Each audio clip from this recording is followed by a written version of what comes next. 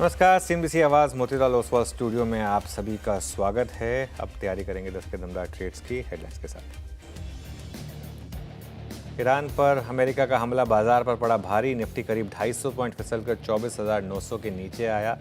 Bank Nifty में 400 point से ज़्यादा की गिरावट। मिड कैप और स्मॉल कैप में भी दबाव। वहीं इंडिया विक्स 5% से ज़्यादा चला। आज के बिग स्टॉक्स और स्पॉटलाइट पड़े सटीक नए ऑर्डर से बीएल निफ्टी का बना टॉप गिनर, रिकॉर्ड ऊंचाइयों पर शेयर। बीडीएल भी मजबूत, उधर स्पॉटलाइट मजगांव डॉक वायदा का बना टॉप गिनर।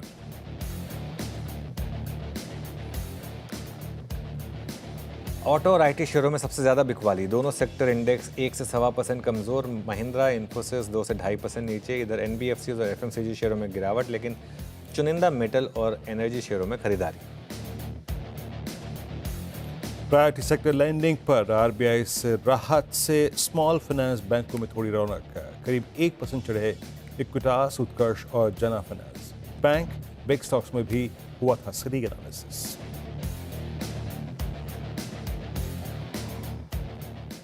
चलिए आगे बढ़ते हैं। 10 के दमदार ट्रेड्स में हमारे साथ राजेश सातवते और सचिदानंद तेगर पिछले शो से बने हुए हैं। अमित सेठ और सोमिल मेहता भी अपने टॉप ट्रेड्स के साथ जुड़ेंगे। बिग मार्केट वॉइसेस में आज हमारे साथ दो खास मेहमान होंगे। कोटक महिंद्रा एएमसी के मैनेजिंग डायरेक्टर नीलेश शाह जुड़ेंगे, जिनसे मौजूदा मार्केट हालात पर बातचीत होगी। और उसके बाद हम जेएम फाइनेंशियल सर्विसेज के डायरेक्टर और head of research Rahul Sharma से मार्केट के टेक्निकल्स पर बातचीत करने वाले हैं। ये सब कुछ ही देर में आपके लिए, लेकिन फ़िलहाल एक रुख जरा मार्केट का। मार्केट अभी भी थोड़ा सा दिक्कत में। निफ्टी डे लो के काफ़ी करीब 24,854 पर। बैंक निफ्टी में भी वो रिकवरी टिक नहीं पाई। रिकवरी तो क्या ही थी, मतलब छोटे से जो साइन ऑफ रिकवरी थे वो भी नहीं टिक पाई। 55,800 के करीब ही हैं हम। मिड कैप और स्मॉल कैप में भी गिरावट हालांकि उतनी नहीं है। मिड कैप इंडेक्स एक्चुअली 0.3% ही नीचे है, और स्मॉल कैप भी स्मॉल कैप तो एक्चुअली ग्रीन में आने की तैयारी कर रहा है। और एडवांस डिक्लाइन उतना ख़राब नहीं है जितना निफ्टी आपको ख़राब दिखा रहा है उसके हिसाब से। जहाँ तक इंडिविजुअल पॉकेट्स की बात है, काफ़ी पॉकेट्स हैं जहाँ सेलिंग प्रेशर है। आज सबसे ज़्यादा आईटी लीड कर रहा है, उसको इन्फोसिस अब निफ्टी का टॉप लूज़र है। उसके अलावा आप देखें टीसीएस ये भी गिरावट में, और एक्ल फाइनेंशियल यहाँ पर भी थोड़ी सी गिरावट आई। एस्ट्रल में बड़ी गिरावट है, सीमेंस में बड़ी गिरावट है। ये कुछ स्टॉक्स हैं एफ&ओ के जहाँ पर गिरावट है, सुप्रीम इंडस्ट्रीज़ इन सब में। और जहाँ तक रिकवरी की बात है या रैली की बात है, उनमें आप देखिए Titagarh Rail, Dixon Tech, Mazagon Dock, IGL, Polycab, BEL, ये कुछ स्टॉक्स हैं जहां पर आज आपको रैली दिखाई देगी। फिर जी हाँ, ये था अब तक का। अगर आप देखें बाजार का छोटा सा दृश्य आपको दिखाया अनुज ने कि क्या हुआ क्या नहीं उस बाजार में। आपके स्क्रीन पे पैनल, जरा एक बार मुलाकात उनसे करते हैं, फिर उसके बाद कॉल्स को यहाँ से लेना शुरू करेंगे। प्लीज़ पैनल रखिएगा स्क्रीन पे। राजेश जी, सचिन जी, अमित और साथ ही साथ सोमिल हमारे से जुड़ चुके हैं। आप सभी को नमस्कार, कार्यक्रम में स्वागत है। अमित, आप क्या पिक कर रहे हैं इस बाजार में इस वक्त?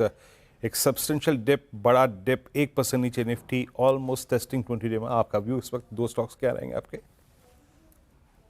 जी good morning Viren ji, good morning Anuj ji and everybody on the panel. Viren ji, मेरा रुझान स्ट्रॉन्ग स्टॉक्स की तरफ रहेगा जो अपने सपोर्ट से रिवर्सल दिखा रहे हैं, की मूविंग एवरेजेस से रिवर्सल दिखा रहे हैं। तो पहला स्टॉक मेरा रहेगा ग्लेनमार्क फार्मा। यहाँ पे एक बेस ब्रेकआउट हुआ था और पिछले 3-4 दिनों में स्टॉक ने एक ऑर्डरली प्रॉफिट बुकिंग दिखाई थी। और आज के सत्र में हम 10 डेमा से यहाँ पे रिवर्सल देख रहे हैं। ओवरऑल रिलेटिव स्ट्रेंथ स्ट्रॉन्ग है in a weak market also. Structure positive है, तो ग्लेनमार्क फार्मा के साथ जाऊंगा। 1640 का स्टॉप लॉस रहेगा और टारगेट्स रहेंगे 1700 के ग्लेनमार्क फार्मा में।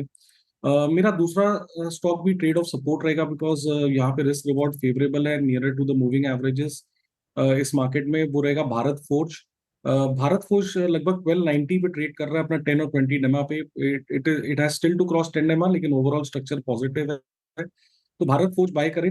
1270 1270 का स्टॉप लॉस रहेगा और 1330 तक के टारगेट्स रहेंगे भारत फोर्ज में। ओके, तो ये हो गई बात अमित सेठ जी की तरफ से दो ट्रेड्स। सचिन जी, आपने क्या पिक किया इस समय 10 के दमदार ट्रेड्स में? अनुज जी, मुझे लग रहा है यहाँ पर आईटी में दबाव है, बट निफ्टी बैंक थोड़ी सी स्टेबिलिटी डिस्प्ले कर रहा है। एंड यहाँ पर मुझे लग रहा है जिस तरीके से कैनरा बैंक का सेटअप रहा है पिछले 3 दिनों से, लगातार यहाँ पर इनसाइड बार फॉर्मेशन है। एक kind of bullish reversal formation यहाँ पर एस्टैब्लिश हो रहा है इसके 50 डे एक्सपोनेंशियल मूविंग एवरेज के आसपास, तो आई थिंक 105 का सपोर्ट काफी स्ट्रांग है, तो इसी पर्टिकुलर सपोर्ट के स्टॉप लॉस के साथ यहाँ पर कैनरा बैंक के फ्यूचर्स में लॉन्ग पोजीशंस ऐड करने की सलाह होगी। ट्रेडिंग के लिहाज से पहला टारगेट होगा अराउंड 110 का, बट पोजिशनली मुझे लग रहा है 115 के आसपास जो गैप है वो आई थिंक वापस रिविजिट होना चाहिए, तो खरीदारी करने की सलाह होगी यहाँ पर। एंड जो सेकंड स्टॉक है जो आपने भी सुबह जिक्र किया है, मजगांव डॉक, मुझे लग रहा है यहाँ पर काफी प्राइस स्टेबिलिटी रही है। एक rising tree kind of candlestick formation है डेली चार्ट पे, इसके आरएसआई में एक पॉजिटिव क्रॉसओवर हुआ है एंड 3300 का एक अहम हर्डल है वो काफी अच्छी तरह ये टैकल कर रहा है। तो मुझे लग रहा है जिस तरीके से मोमेंटम यहाँ पर डेवलप होना चाहिए, लगभग अराउंड 3520 तक की यहाँ पर विजिबिलिटी है, तो यहाँ पर भी खरीदारी करने की सलाह होगी। स्टॉप लॉस आपको लगभग अराउंड 55 पे लगाना है ऑन क्लोजिंग बेसिस। डिस्क्लोजर होगा कि हमने हमारे क्लाइंट्स को भी ये रिकमेंडेशन दी है। ओके, चलिए, तो ये माझगांव डॉक का यहाँ पर एक बाइंग की सलाह रहेगी। राजेश जी, आपकी ट्रेड्स क्या रहेंगे इस समय की? अनुज जी देखिए, दो ट्रेड रहेंगे, इसमें से एक थोड़ा सा कॉन्ट्रा सेटअप है और वो है हिंदुस्तान जिंक का चार्ट। मुझे लगता है ये लेवल ठीक रहेगा क्योंकि काउंटर में ऑलरेडी करेक्शन हो चुका है। मैं स्विंग ट्रेडिंग के हिसाब से देखूं तो 434 का स्टॉप लॉस होगा, 455 का टारगेट होगा। सो हिंदुस्तान जिंक का पहला पिक रहेगा। दूसरा पिक रहेगा एचडीएफसी लाइफ। एचडीएफसी लाइफ में देखिए, परसों एक ब्रेकआउट हुआ, आज थोड़ा सा कूल ऑफ हो रहा है, और ये जो कूल ऑफ हो रहा है ये अपने 10 और 20 डीएमए के आसपास ही है। सो एट ए लेवल ऑफ 771 इससे बाय स्टॉप लॉस रखेंगे हम 760 का, और स्विंग का टारगेट होगा करीबन 790 से लेके 800 का। तो HDFC Life and Hindustan Zinc ये दो बाय कॉल रहेंगे। HDFC Life and Hindustan Zinc buy call आपके। सोमिल, गुड मॉर्निंग, आपके ट्रेड्स इस वक्त के? Good morning everyone. मेरे ट्रेड्स होंगे एक डिफेंस सेक्टर से और एक रियलिटी से। सेक्टर स्पेसिफिक अप्रोच रखेंगे। पहला स्टॉक होगा HAL डिफेंस से। HAL में छोटा सा कंसोलिडेशन मैं समझता हूँ कि ये ऊपर की तरफ टूटेगा, कुछ समय से कंसोलिडेट हो रहा है, लेकिन यहाँ से मुझे लगता है कि ये कंसोलिडेशन ऊपर की तरफ टूटेगा। जो स्टॉप लॉस होगा वो 4930 के आसपास रहेगा और टारगेट होगा 5200। दूसरा कॉल होगा ओबरॉय से, ओबरॉय रियलिटी, और इस स्टॉक में भी एक कंसोलिडेशन चल रहा है और उस कंसोलिडेशन में समझता हूँ कि ऊपर की तरफ टूटेगा। बहुत अच्छा सेटअप है। यहाँ पर स्टॉप लॉस रखेंगे 1875 और टारगेट होगा 2020। ये हो गया। अच्छा, बावजूद इसके कि हम थोड़ा पेन में हैं, बाजार डे लो पर है, कुछ स्टॉक्स अछूते हैं अब तक इस प्राइस बिहेवियर से। लुक एट ट्रेंट 59 से 14 पे डे हाई पर आके ट्रेड करता हुआ, और मैं ये भी कह सकता हूँ कि ये अब 6 फरवरी के बाद के अब तक की सबसे हाईएस्ट ट्रैजेक्टरी में है। अमित जी, आपकी रीडिंग ट्रेंड पे क्या कहती है इस वक्त? और 59, डॉक्टर साहब प्लीज़ ज़रा OI भी रखिएगा इसका एक बार, प्लीज़ ज़रा स्क्रीन पे देखते हैं OI बिहेवियर क्या है यहाँ पर। और क्योंकि ये वो स्टॉक्स हैं जो कि अपने एवरेजेस से बाहर निकल के आ रहे हैं, विद रोल ओवर्स बहुत इंप्रेसिव नहीं है, 16.13%, और ओपन इंटरेस्ट 5786 का, यानी शॉर्ट कवरिंग। अमित जी, क्या व्यू है आपका यहाँ पर? जी विनय जी, पॉजिटिव स्ट्रक्चर है डेफिनेटली। जिस हिसाब से स्टॉक अपने मूविंग एवरेजेस के ऊपर ट्रेड कर रहा है, परसों के सत्र में हमने यहाँ पे एक स्ट्रॉन्ग मूव देखा था, थोड़ा सा गिव अप जरूर किया था, लेकिन वापस जो ट्रेजेक्टरी गिव अप की थी वही ट्रेजेक्टरी में स्टॉक आज के इस मार्केट कॉन्टेक्स्ट में ट्रेड कर रहा है। तो intraday and overall relative strength यहाँ पे काफी स्ट्रॉन्ग है। ये अभी भी अगर किसी को पोजीशन बनानी है तो एक छोटा सा स्टॉप लॉस 5850 का हम रख सकते हैं for targets of 6050 and 6100। Okay, चलिए आगे बढ़ते हैं। अब ईरान और इजराइल के युद्ध में अमेरिका के कूदने से जियोपॉलिटिकल टेंशन्स फिर बढ़ी, क्रूड पर इम्पैक्ट आया और मार्केट पर इम्पैक्ट आया। हमारे साथ बातचीत करने के लिए अब कोटक महिंद्रा AMC के मैनेजिंग डायरेक्टर नीलेश शाह जुड़े हैं, उनसे बात करते हैं। नीलेश भाई, गुड मॉर्निंग। पिछले हफ्ते एक व्हाट्सएप आया था कि दुनिया में मिसाइल कहीं चले, गिरता मेरे पोर्टफोलियो पे ही है। अब ये जो इस तरीके की दुनिया हो गई है, इसमें बहुत लोग पूछ रहे हैं कि रोज़ कुछ ना कुछ हो रहा है, तो ऐसे में क्या करें? मतलब इन्वेस्टर्स जब लगता है मार्केट चलने को तैयार है, कुछ ना कुछ आ जाता है। ट्रम्प साहब ने पहले बोला था कि 2 हफ्ते तक कुछ नहीं करेंगे, वीकेंड पे उन्होंने हमला कर दिया। अनुज भाई, इन सभी लोगों से एक ही गुजारिश है, भाई ट्रेडिंग करना छोड़ दीजिए, निवेश करना चालू करिए। इतना सब कुछ होने के बाद हमारी market near time high, large cap, mid cap, small cap,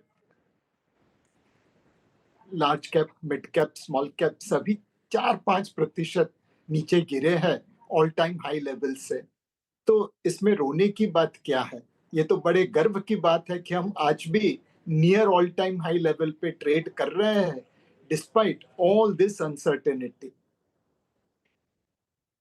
बिल्कुल नहीं, इन्वेस्टर बनने में फ़ायदा है, खैर इसमें तो कोई डाउट नहीं है नीलेश भाई। तो किस तरीके के स्टॉक्स में, सेक्टर्स में बाइंग करें इस समय? क्योंकि ऑब्वियसली नियर टर्म में तो सबसे ज़्यादा मूव डिफेंस वगैरह में आ रहा है, लेकिन अब जैसे तेल भी बढ़ रहा है, उसका भी एक इम्पैक्ट हमारी अर्निंग्स पर आता है। तो इवन पोर्टफोलियो इन्वेस्टर्स के लिए भी कहीं ना कहीं एक दिक्कत तो आएगी कि किस तरीके के स्टॉक्स में या सेक्टर्स में इन्वेस्ट करें। अनडाउटेबली अनुज भाई, जैसे जैसे घटनाएं घटित होगी थोड़ा बहुत इम्पैक्ट तो आएगा, बट आप ऑयल के ऊपर ही देखिए, इतनी सारी चीजें होने के बावजूद ऑयल मुश्किल से 2% आगे बढ़ा है। हमारे जो पेट्रोल पंप के प्राइस है वो तो आज भी शायद $80 के आसपास ही है। तो घटनाएं घटने से फंडामेंटल्स के ऊपर थोड़ी बहुत इम्पैक्ट जरूर होती है, बट उसका मतलब ये नहीं कि आप अपना पोर्टफोलियो पूरा का पूरा बदल दे। आज की तारीख में अगर हम थोड़ा लंबा सा व्यू ले तो एक कंजम्पशन डिस्क्रिशनरी थीम अच्छी लगती है। टैक्स रिबेट के 1 लाख करोड़ लोगों की जेब में हर साल आएंगे।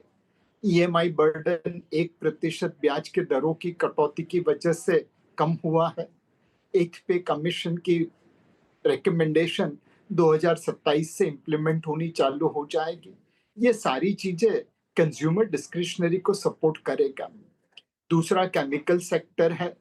यहाँ पे चाइना की कंपटीशन की वजह से हमारी कंपनीज को काफी प्राइस प्रेशर था, बट अब टैरिफ की वजह से China+1 की वजह से केमिकल कंपनीज को फायदा हो रहा है।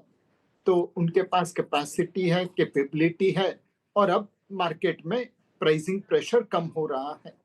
तो इस प्रकार के सेक्टर है जहां पे वैल्यूएशन आपकी फेवर में है और ग्रोथ मार्केट की उम्मीद से ज्यादा होगा। डिफेंस के क्षेत्र में मोमेंटम बना हुआ है, बट वैल्यूएशन बहुत महंगे हैं।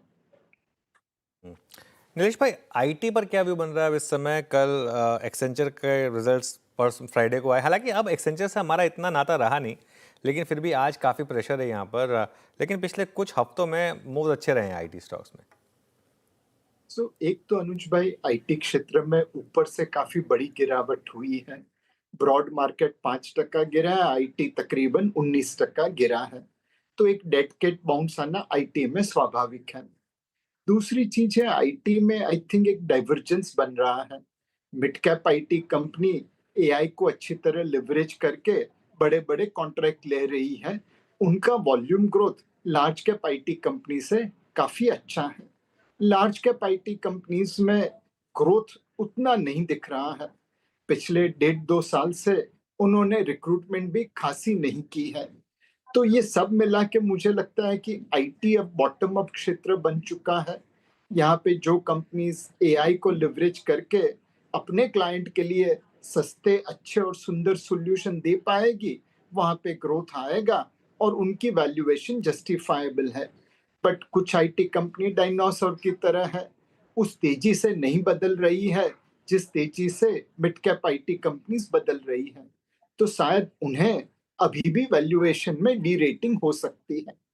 आईटी क्षेत्र में एक जगह पे बॉटम बनेगी बिकॉज डिविडेंड यील्ड अब 2-3, 3.5% के आसपास बनने लगी है।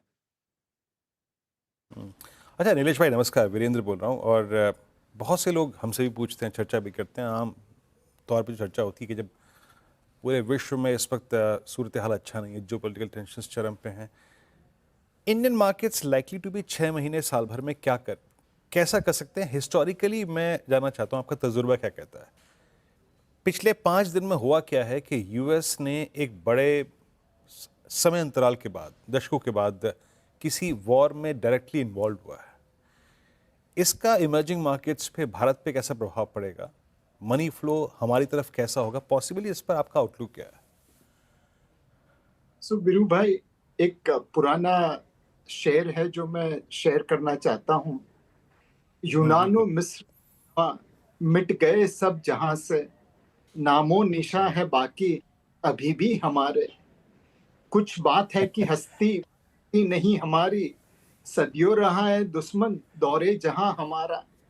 तो दुनिया की बात अलग है, हमारी बात अलग है। हमारी जो मार्केट को अगर आप देखें तो बिल्कुल एक ऐसे इंसान से मिलती है जिसका एवरेज टेम्परेचर नॉर्मल दिख रहा है। एक पाँव बॉइलिंग हॉट वाटर में है, दूसरा कोल्ड वाटर में है। डोमेस्टिक मैक्रोस मार्केट को सपोर्ट करते हैं। महंगाई नीचे आ गई है, करेंसी स्टेबल है, ब्याज की दरें कटी है, लिक्विडिटी बढ़ाई है, फिस्कल कंसोलिडेशन हो रहा है।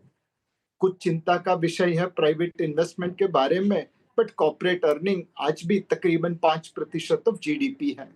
तो डोमेस्टिक चीजें ऐसी है जो मार्केट को गिरने नहीं देती, और इंटरनेशनल चीजें कुछ ऐसी है जो मार्केट को बढ़ने नहीं देती। ऑयल की प्राइस और सप्लाई दोनों में इसराइल ईरान की वजह से इम्पैक्ट आ सकती है। हमारा जो एक्सपोर्ट हो रहा है उसे सुएज कैनल या रेड सी की जगह से केप ऑफ गुड होप से जाना पड़ेगा, तो कॉस्ट बढ़ जाएगी। ट्रंप साहब के टैरिफ पॉलिसी का तो क्या कहना। तो ये सारी चीजें मिला के मार्केट को एक रेंज बाउंड बना के रखा है। डोमेस्टिक फैक्टर्स उसे गिरने नहीं देते और ग्लोबल टेंशन उसे बढ़ने नहीं देते। बिल्कुल। अच्छा नीरज भाई, एक थीम जिसकी आप वकालत ही रहे हैं, जिसकी वकालत आपने काफ़ी की है, रियल स्टेट, इंसिलरी और होम इम्प्रूवमेंट। मैं भी अपने इर्द गिर्द देख रहा हूँ पिछले 6 महीने से साल भर में एक बदलाव। जब से प्राइसिंग रियल एस्टेट में काफ़ी शार्प हुई है, ऊपर गई है, तब से एग्जिस्टिंग होम इम्प्रूवमेंट पे लोग काफ़ी फोकस कर रहे हैं, अपनी उसी घर को और अच्छी तरीके से रख रखाव करना, रंग रोगन करना।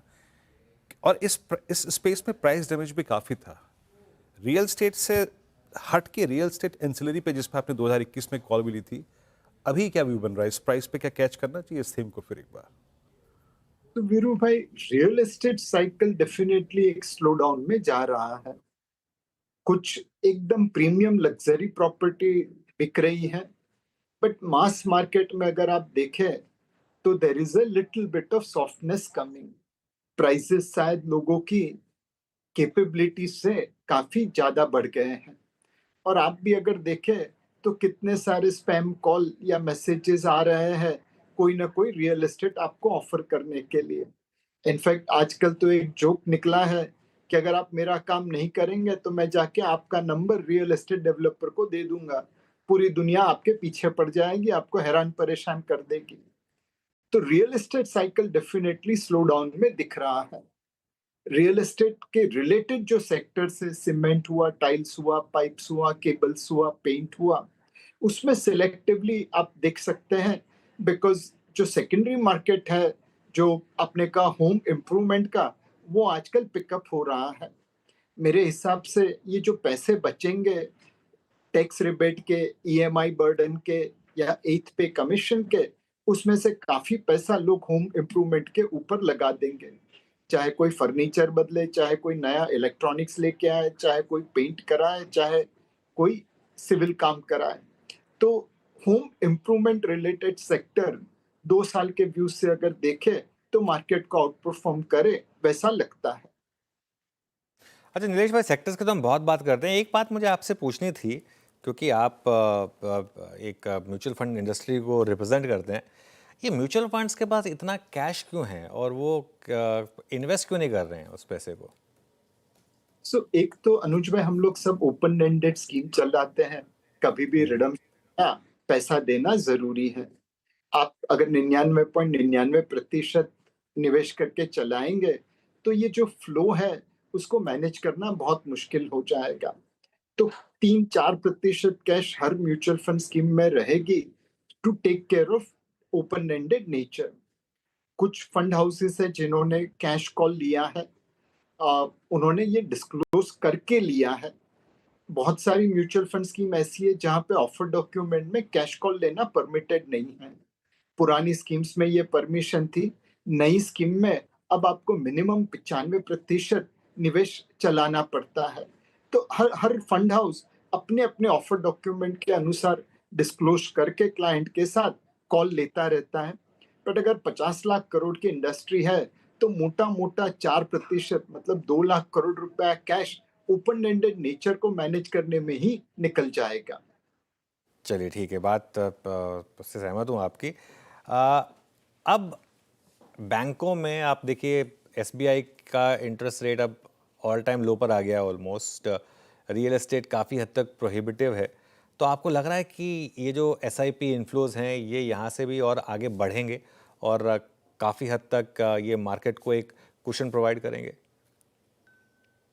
एक तो अनुज भाई, मैं आप सब लोगों का धन्यवाद देना चाहता हूं कि आपने लोगों के मन में इतनी जागृति ला दी है कि अब वो ये घटनाओं से डरते नहीं है। बढ़ती हुई मार्केट में जनरली मैंने देखा है पिछले 24-30 महीनों में एसआईपी माइनस रिडम्पशन आता है और कम पैसा आता है मार्केट में। जब मार्केट गिरता है, सस्ता हो जाता है, तो एसआईपी प्लस सब्सक्रिप्शन आता है और ज्यादा पैसा निवेश होता है। The collective maturity of retail investor काबिले तारीफ है। तो मुझे कोई शंका नहीं है कि जब भी मार्केट सस्ता होगा लोग ज्यादा पैसा लगाएंगे और जब भी मार्केट महंगा होगा लोग थोड़ा सा प्रॉफिट बुक करेंगे। एट द सेम टाइम लोगों का विश्वास है कि भारत की ग्रोथ स्टोरी चलती रहेगी। यहाँ पे बाकी सारे इंस्ट्रूमेंट के सामने इक्विटी म्यूचुअल फंड महंगाई को आउट परफॉर्म करने का सबसे आसान तरीका है। अनुज भाई, आपसे सिर्फ एक ही गुजारिश है कि इस वक्त कहीं जो कुछ पैसा आ रहा है वो बड़ी उम्मीद लेके आ रहा है। उन्हें लगता है 15-20% रिटर्न तो हमारा जन्मसिद्ध अधिकार है। उस प्रकार का रिटर्न आने की गुंजाइश कम है।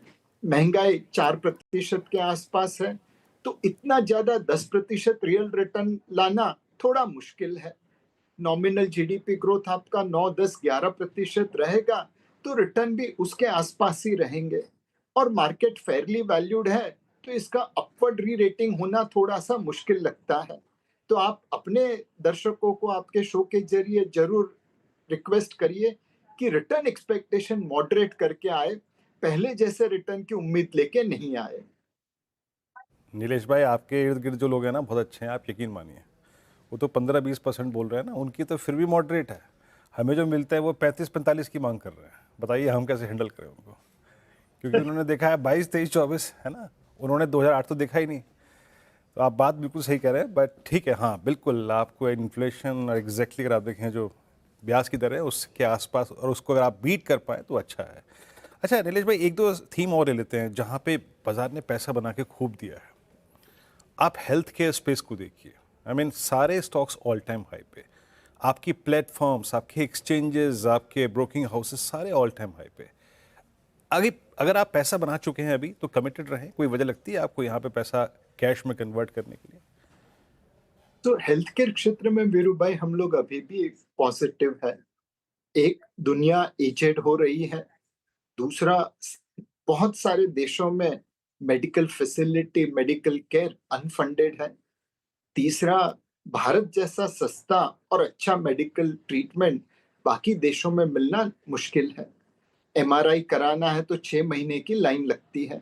रूट कैनल कराना है तो 6 महीने के बाद आपको टाइम मिलता है। भारत में आपको अगर इमरजेंसी है तो रात को 12 बजे डेंटिस्ट अपना क्लिनिक खोल के आपकी रूट कैनल कर देगा।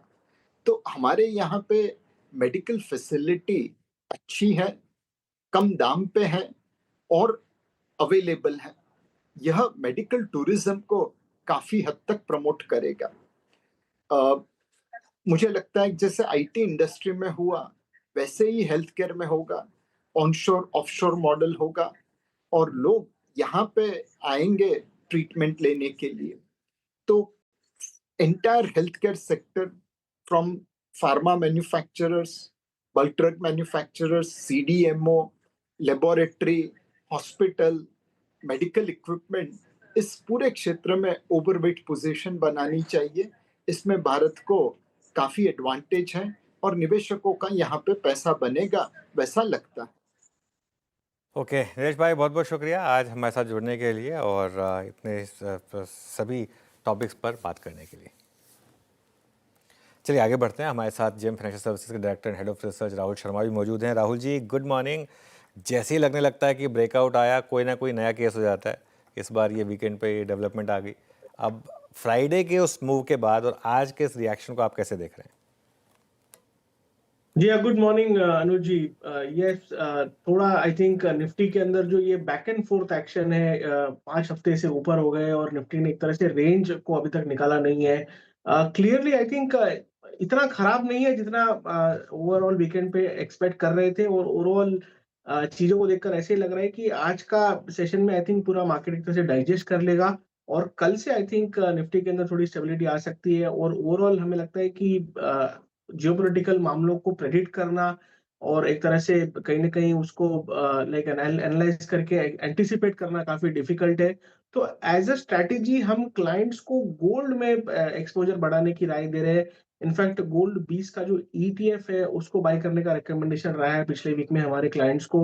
और ओवरऑल जब तक ये जियोपॉलिटिकल सिनेरियो शांत नहीं हो जाता है या बिहाइंड रियर में मिरर में नहीं आ जाता है, तब तक आई थिंक गोल्ड 20 पर इन्वेस्टमेंट करके चल सकते हैं। तकरीबन 82 रुपीज 82 हाफ के आसपास ये चल रहा है।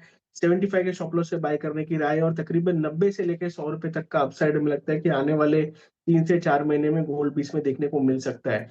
इसके अलावा आई थिंक ओवरऑल मार्केट के अंदर लीडरशिप लैकिंग है। थोड़ा एक रिलायंस ने कोशिश जरूर की थी ब्रेकआउट देने की फ्राइडे के सेशन में, लेकिन आज वापस रेंज के अंदर वापस आता हुआ। तो रिलायंस का एक सेटअप मुझे लगता है कि इंक्रीमेंटली हमें रिलायंस लीड करता हुआ दिख सकता है। शायद आज नहीं, शायद आने वाले 2-4 सेशन में, लेकिन जो स्ट्रक्चर है पिछले तकरीबन 1-1.5 महीने का जो स्ट्रक्चर है वो यही इंडिकेट कर रहा है कि रिलायंस तैयारी कर रहा है तकरीबन 1500-1520 के लेवल्स तक जाने की। तो एक शॉर्ट टर्म ब्रेकआउट रिलायंस के अंदर देखने को मिल सकता है, और थोड़ा बड़ा व्यू भी ले तो मुझे लगता है कि जो सेटअप है रिलायंस का काफी मजबूत है। 1550 तक के भी लेवल देखने को मिल सकते हैं। तो as an investor, as a investor आप इसे अक्यूमुलेट करें। एक बार फ्राइडे का हाई निकल जाता है, यानी कि फ्राइडे का हाई तकरीबन 1460 का था, 40 माफ कीजिए 1470 का था। 1470 के ऊपर आप एज ए ट्रेडर इसमें ऐड करके चल सकते हैं पोजीशंस, और हमें लगता है कि एक ब्रेकआउट यहाँ पर बनेगा। तो रिलायंस में ध्यान दिया जा सकता है लॉन्ग पोजीशंस के लिए। दूसरा, डिफेंस एज अ थीम में सभी लोग एक तरह से कंसेंसस ट्रेड बन के आ रहा है, लेकिन सेटअप चार्ट पे काफी बढ़िया लग रहा है। सबसे बेस्ट है एचएएल का। एचएएल को 5000 रुपए के आसपास बाय करने की राय रहेगी। 4775 का स्टॉप लॉस रहेगा, और हमें लगता है कि तकरीबन 5500 तक के लेवल आपको एचएएल में तकरीबन 10 से 15 दिन में देखने को मिल सकते हैं। तो पोजिशनल बेसिस पे एचएएल इसी लेवल्स पे बाय किया जा सकता है। एज ए थीम हमें लगता है कि आउट परफॉर्म करके चल सकती है। और रिलायंस में आई थिंक एक कंडीशनल ट्रेड है जहां पर 1470 के ऊपर ट्रेडर्स को बाय करने की राय रहेगी। ओके, रिलायंस पर आपका व्यू है कंस्ट्रक्टिव व्यू। इस चैनल का स्वामित्व प्रबंधन रिलायंस इंडस्ट्रीज होल्ड करते हैं। कृपया एक निजी राय जरूर रखिएगा। राहुल जी, रहेंगे तो आप इक्विटी में ही ना, कोई कमोडिटी वोडिटी में जाने का मन तो नहीं है? नहीं नहीं, बिल्कुल इक्विटी में है दिल से। और जैसे short term thing, I think जैसे ही ये एपिसोड हमारे पीछे हो जाता है 100% इक्विटी में फिर आ जाएंगे हम। ठीक है, चलिए। नहीं तो क्या क्या क्या गोल्ड की बजाय सिल्वर पे फोकस ना करें? सिल्वर ज़्यादा सब्सटेंशियल मूव दिया इसने, इस पर टेक क्या है आपका? या सिल्वर का लाइक एप्लीकेशन इंडस्ट्रियल ज्यादा है rather than safe haven. Silver में भी अच्छे मूव्स देखने को मिले हैं। इनफैक्ट टाइम टू टाइम हमने रेकमेंड भी किया है। लेकिन रिस्क रिवॉर्ड के हिसाब से आई थिंक गोल्ड बेटर है। सिल्वर में हमें लगता है कि अभी थोड़ा सा वोलेटिलिटी का राउंड रह सकता है, तो सिल्वर को अवॉइड कीजिए। लेकिन जहां तक गोल्ड का सेटअप है, पिछले सिमिलरली निफ्टी के हिसाब से काफी मूवमेंट देखने को नहीं मिला है, कंसोलिडेशन रहा है। और हमने हिस्टोरिकली देखा है कि जब जब ग्लोबल अनसर्टेनिटी बढ़ती है, जब जब ऐसे वॉर वाले एस्केलेशंस आते हैं, तो गोल्ड के प्राइसेस में हमें एक तरह से अप देखने को मिलता है। तो एज अ हेज इसे बाय कीजिए। आउट एंड आउट बाय नहीं है, लेकिन एज अ हेज पोर्टफोलियो में अपना एक्सपोजर जो है यहाँ पर बढ़ाने की राय है। ऑल राइट राहुल जी, बहुत बहुत शुक्रिया आज हमारे साथ जुड़ने के लिए। थोड़ा समय आज कम रहा हमारे पास, वरना और बात करते। इस शो को यहीं समेटेंगे, एक छोटा सा ब्रेक लेंगे और उसके बाद कंटिन्यूस आपके लिए लेकर आएंगे ट्रेडर्स हॉटलाइन।